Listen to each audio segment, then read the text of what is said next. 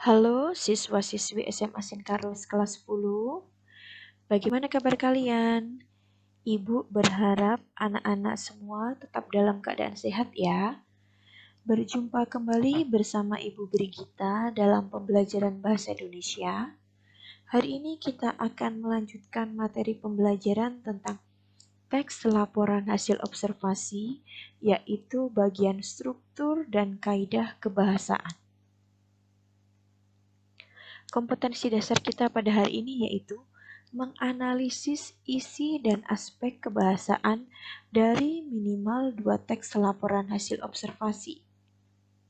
Indikator pembelajarannya, setelah mempelajari materi ini, kalian diharapkan yang pertama mampu membedakan isi teks yang dibandingkan, dan yang kedua mampu menguraikan isi dan aspek kebahasaan teks laporan hasil observasi. Ada dua hal yang akan kita pelajari. Yang pertama tentang struktur teksnya, dan yang kedua tentang kaidah kebahasaannya. Laporan hasil observasi itu biasa disingkat dengan nama LHO. Nah, strukturnya ada 3. Yang pertama, pernyataan umum. Yang kedua, deskripsi bagian. Dan yang ketiga, deskripsi manfaat. Kita akan bahas satu persatu. Dimulai dari pernyataan umum. Pernyataan umum pada teks LHO merupakan informasi atau pengertian mengenai sesuatu yang dibahas atau hasil pengamatan yang telah dilakukan. Dalam teks laporan hasil observasi, pernyataan umum sering disebut sebagai klasifikasi. Dalam hal ini, pernyataan umum itu berfungsi sebagai pembuka atau pengantar karangan secara umum dengan menjelaskan penggolongan atau klasifikasi tentang objek yang dilaporkan. Struktur yang kedua yaitu deskripsi bagian. Deskripsi bagian merupakan penjelasan secara rinci mengenai informasi yang akan disampaikan berdasarkan hasil pengamatan. Dalam teks LHO, deskripsi bagian itu berisi penjelasan secara rinci atau detail mengenai objek pengamatan. Nah, di sini penjelasan anggota atau bagian-bagian objek pengamatan dalam deskripsi bagian itu berdasarkan bentuk, sifat, dan ciri umum. Kita lanjut ke struktur yang ketiga, yaitu deskripsi manfaat. Deskripsi manfaat berisi penjelasan mengenai manfaat-manfaat dari objek yang diamati. Deskripsi manfaat ini bertujuan untuk menunjukkan bahwa setiap objek yang diamati memiliki manfaat atau fungsi dalam kehidupan. Dalam teks laporan hasil observasi, bagian deskripsi manfaat itu bersifat opsional, yaitu boleh ada dan juga boleh tidak ada. Nah, di sini Ibu punya contoh teks laporan hasil observasi. Ada 3 paragraf. Paragraf 1, paragraf 2, dan paragraf 3. Nah, coba kita sama-sama analisis. Paragraf ini, paragraf pertama kira-kira merupakan apa ya? Ya, paragraf pertama dari kata harimau sampai dengan pemakan daging merupakan struktur pernyataan umum. Sedangkan paragraf kedua dan ketiga, struktur apa ya? Nah, paragraf kedua dan ketiga merupakan struktur deskripsi bagian. Berarti teks laporan hasil observasi ini tidak ada deskripsi manfaatnya, hanya ada 2 struktur. Kita lanjut lagi. Ibu punya teks laporan hasil observasi tentang lidah buaya. Ada paragraf 1, paragraf 2, dan paragraf 3. Kira-kira paragraf 1, 2, dan 3 ini merupakan apa ya? Paragraf 1 merupakan pernyataan umum. Dari kata lidah sampai berbagai hal ini adalah pernyataan umumnya. Sedangkan dari kata morfologi sampai dengan 3000 mm ini adalah bagian deskripsi bagian atau struktur deskripsi bagian. Sedangkan paragraf yang ketiga, dari kata fungsi sampai dengan berminyak, merupakan struktur deskripsi manfaat. Nah, ini tentang struktur. Kita akan lanjutkan ke bagian kaidah kebahasaan teks laporan hasil observasi. Ada 8. Yang pertama itu nomina, yang kedua verba, yang ketiga afiksasi, yang keempat kalimat definisi, yang kelima kalimat deskripsi, yang keenam kalimat simpleks, yang ketujuh kalimat kompleks, dan yang kedelapan istilah atau kata teknis. Kita akan bahas satu persatu. Dimulai dari nomina. Nomina yaitu kata-kata yang merujuk pada nama seseorang, tempat, atau semua benda dan segala hal yang dibendakan. Di sini, nomina itu sering disebut dengan kata benda. Dalam kalimat, nomina dapat dijadikan sebagai subjek ataupun objek. Contohnya harimau, mamalia, hewan, meja, pantai, dan lain-lain. Nah, Ibu punya contoh kutipan teks LHO. Kira-kira yang merupakan nomina yang mana ya? Yang pertama ada kata wayang. Kemudian ada kata seni. Yang mana lagi yang merupakan kata benda? UNESCO, boneka, warisan, seni. Ini adalah contoh nominanya. Kita lanjutkan ke kaidah kebahasaan yang kedua, yaitu tentang verba. Verba merupakan kata-kata yang menyatakan suatu tindakan. Verba itu sering disebut juga sebagai kata kerja. Dalam kalimat, verba dapat dijadikan sebagai predikat. Contoh verba ada kata makan, dimakan, bermain, menangis, berbicara, menulis, dan lain-lain. Semua kata yang menyatakan kata kerja disebut sebagai verba. Coba kita tentukan yang mana yang merupakan verba atau kata kerja. Yang pertama ada ditetapkan. Yang kedua mengurusi. Yang ketiga menetapkan. Ini merupakan contoh verba atau kata kerja. Kita lanjutkan yang ketiga yaitu afiksasi. Afiksasi itu merupakan proses pengimbuhan kata. Ada 4 jenis afiksasi. Yang pertama prefiks, yang kedua infiks, yang ketiga sufiks, dan yang keempat konfiks.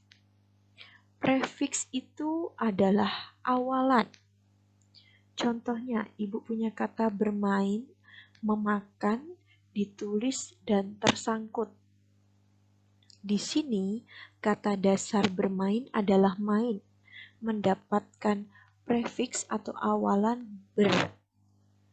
Memakan kata dasarnya makan, mendapatkan awalan atau prefiks me.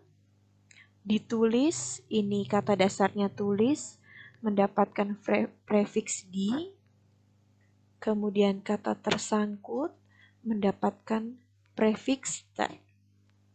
Yang kedua adalah infiks atau sisipan. Berarti kalau sisipan itu di tengah-tengah. Ibu punya contoh. Tunjuk.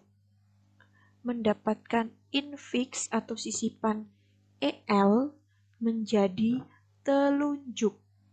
Kemudian kata getar disisipkan em menjadi gemetar. Dan kata dasar suling disisipkan er menjadi seruling. Afiksasi yang ketiga yaitu sufiks akhiran, berarti letaknya di akhir. Contohnya, kata tulisan, kata dasarnya tulis mendapatkan sufiks an. Kemudian kata akhiri, kata dasarnya akhir mendapat akhiran atau sufiks i. Daratan, sufiksnya an. Bukakan, kan. Tutupkan, kata dasarnya tutup mendapatkan akhiran atau sufiks kan. Kunjungi, akhirannya i. Lempari, i akhirannya. Kemudian hukuman, kata dasarnya hukum mendapatkan akhiran an. Dan yang terakhir adalah konfiks. Konfiks ini awalan dan akhiran, berarti ada di depan dan ada di belakang. Contohnya, kata permainan, kata dasarnya main, mendapatkan awalannya per dan akhiran an, menjadi permainan. Kenakalan, awalannya ke, akhirannya an, menjadi kenakalan. Perawatan pe, kemudian akhirannya an. Kemampuan, kata dasarnya mampu, mendapatkan awalan ke, akhiran an. Berhiaskan, mendapatkan awalan ber, akhiran kan. Dan kesakitan, kata dasarnya sakit, mendapatkan awalan ke dan akhiran an. Nah, masih sama. Coba kita tentukan yang mana kata afiksasi atau sudah mendapatkan imbuhan. Yang pertama, pertunjukan. Kemudian, ditetapkan. Mengurusi. Kebudayaan. Menetapkan. Nah, bertutur. Kata dasarnya tutur mendapatkan awalan ber. Ini adalah contoh-contoh afiksasi. Kita lanjutkan kaidah yang selanjutnya, yaitu kalimat definisi. Kalimat definisi adalah kalimat yang menjelaskan sesuatu. Di sini kalimat definisi itu memberikan penjelasan umum tentang suatu benda, hal, aktivitas, dan lain sebagainya. Biasanya kalimat definisi itu ditandai dengan kata adalah, merupakan, ialah, yaitu, yakni. Ibu punya contoh kalimat Pantai Pasir Putih Wates merupakan deretan pantai yang ada di pesisir Kabupaten Rembang. Di sini kalimat definisinya ditandai dengan kata merupakan. Selanjutnya adalah kalimat deskripsi. Kalimat deskripsi yaitu kalimat yang menggambarkan sesuatu. Di sini kalimat deskripsi menggambarkan sifat-sifat atau ciri-ciri dari suatu benda. Nah, sifat atau ciri yang dijelaskan itu biasanya merujuk pada hal khusus yang dapat ditangkap panca indera, baik itu bentuk, tekstur, warna, ukuran, dan rasa. Contohnya, pantai yang memiliki pasir putih ini sekarang telah dipercantik dengan hutan cemara di sepanjang pantainya.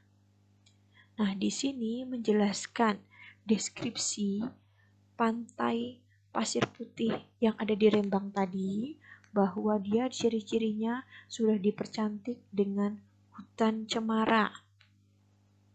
Nah, kita akan cari tahu apa perbedaan kalimat definisi dan deskripsi itu.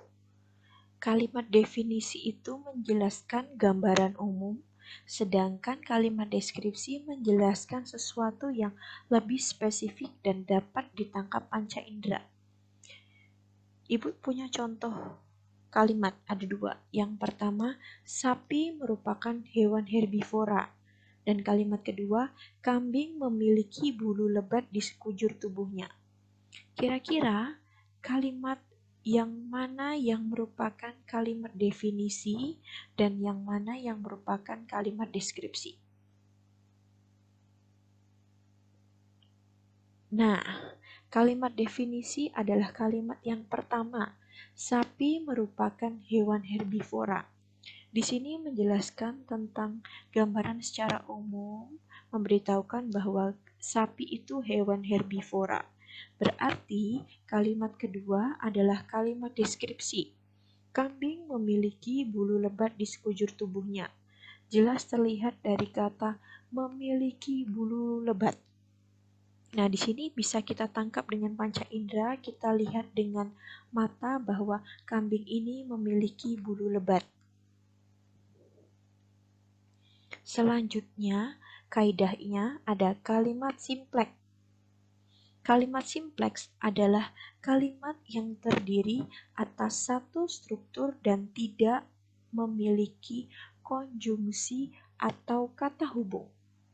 Satu struktur berarti kalimat tersebut hanya memiliki satu predikat. Kalimat simpleks disebut juga kalimat tunggal. Nah, Ibu punya contoh kalimat, anak saya sedang berkunjung ke Papua. Anak saya ini merupakan subjek. Sedang berkunjung merupakan predikat. Ke Papua merupakan keterangan. Nah, di sini yang dimaksud satu predikat hanya ini ya. Hanya ada satu P-nya ini, sedang berkunjung. Tidak ada konjungsi dan tidak ada kalimat yang lainnya. Ini merupakan contoh kalimat simpleks. Kita masuk yang kalimat kompleks. Kalimat kompleks adalah kalimat yang terdiri atas dua struktur atau lebih dan memiliki konjungsi. Dua struktur berarti kalimat tersebut memiliki dua predikat atau lebih. Di sini kalimat kompleks sering disebut juga kalimat majemuk. Contohnya ini, ada kalimat malam makin larut sedangkan pekerjaan belum selesai. Coba kita analisis. Malam ini merupakan subjek. Makin larut predikat. Sedangkan kata sedangkan ini merupakan konjungsi. Kata pekerjaan sebagai subjek dan belum selesai sebagai predikat. Ini yang dinamakan kalimat kompleks karena ada dua struktur, SP, ini SP juga, dan ada konjungsi. Ini adalah contoh kalimat kompleks. Nah, kaidah kebahasaan yang terakhir yaitu istilah atau kata teknis. Merupakan kata-kata yang memiliki makna khusus pada suatu bidang keahlian. Teks laporan hasil observasi itu banyak menggunakan kata teknis atau istilah-istilah yang berkaitan dengan topik yang dibahas. Contohnya pada bidang kesehatan, biasanya kita sering menemui kata infeksi, opname, operasi. Sedangkan pada bidang biologi, contohnya ada kata adaptasi, fosil, vertebrata. Nah, ini merupakan istilah atau kata teknis. Baiklah, materi kita hari ini tentang struktur dan kaidah kebahasaan sudah selesai. Tugas kalian yang pertama, silahkan pelajari materi tentang struktur dan kaidah kebahasaan teks laporan hasil observasi dengan baik. Karena Jumat minggu depan tanggal 14 Agustus 2020 akan ada kuis tentang materi ini. Tugas yang kedua, Setelah menonton video pembelajaran, silakan kalian menuliskan nama lengkap dan kelas pada kolom komentar sebagai bukti bahwa kalian mengikuti pembelajaran pada hari ini. Apabila masih ada hal yang kurang paham atau belum jelas, silakan bertanya kepada ibu via WA. Baiklah anak-anak, terima kasih atas partisipasi kalian dalam pembelajaran hari ini. Kita sudah menyelesaikan materi tentang teks laporan hasil observasi. Ibu harap materi ini benar-benar dipelajari dengan baik. Dan tetap semangat belajar, terus jaga kesehatan, dan sampai jumpa di pembelajaran selanjutnya.